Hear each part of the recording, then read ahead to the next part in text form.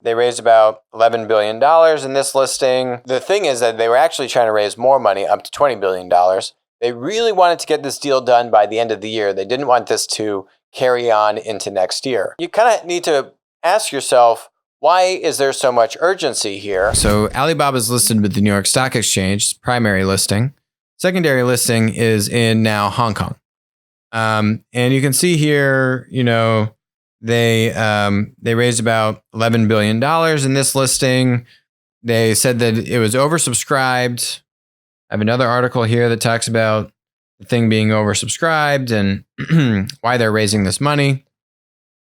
And they're saying that they're using this money to expand more broadly. It says the proceeds to drive user engagement, improve operational efficiency, pay for continued innovation. I think part of this is that they need to invest both at home and abroad in like Southeast Asia that we're talking about with the Line merger in order to stay competitive. They have Pinduoduo, the group purchasing e-commerce site that has taken off like wildfire in rural China.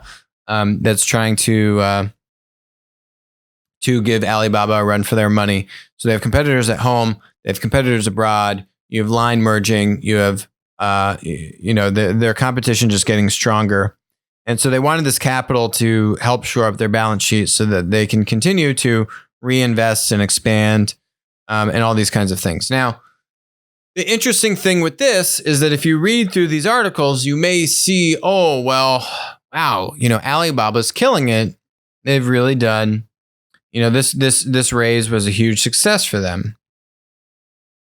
Another perspective on this. So Alibaba cuts fundraising target for delayed Hong Kong listing. Basically, what this article says from the Financial Times is that originally, Alibaba was looking to raise up to $20 billion. They ended up just raising a hair over $11 billion. There's a TechCrunch article. And basically, what it says is Alibaba was oversubscribed was the language that was used. And the public offering was a huge success. The thing is that they were actually trying to raise more money, up to $20 billion. They really wanted to get this deal done by the end of the year. They didn't want this to carry on into next year.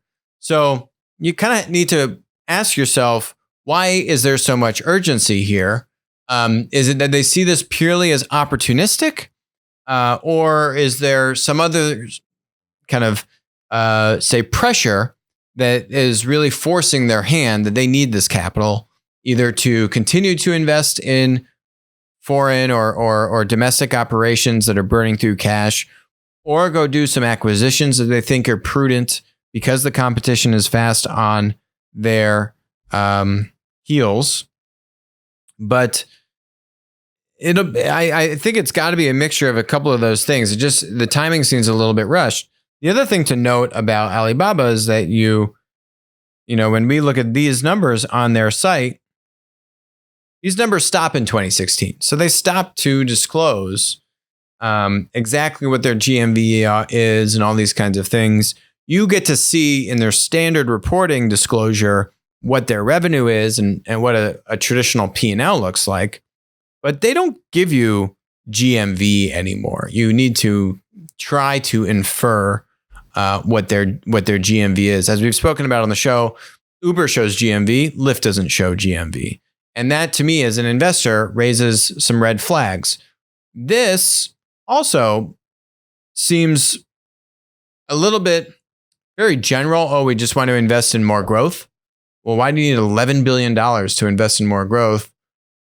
Meanwhile, it's very obvious that the competitive landscape is only becoming more aggressive. And Hong Kong, there's a lot of turmoil in Hong Kong right now. Does that make a lot of sense to do the listing in Hong Kong right now? And you have to get it done by the end of the year.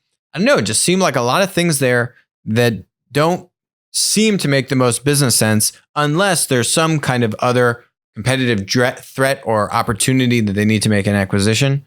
That's really the thing driving this and putting more urgency on a deal like this. Hi, this is Alex from Winner Take All. Thanks for joining us. Hope you enjoyed the content. Feel free to leave a comment, ask us questions, and definitely make sure to join us on our next live stream.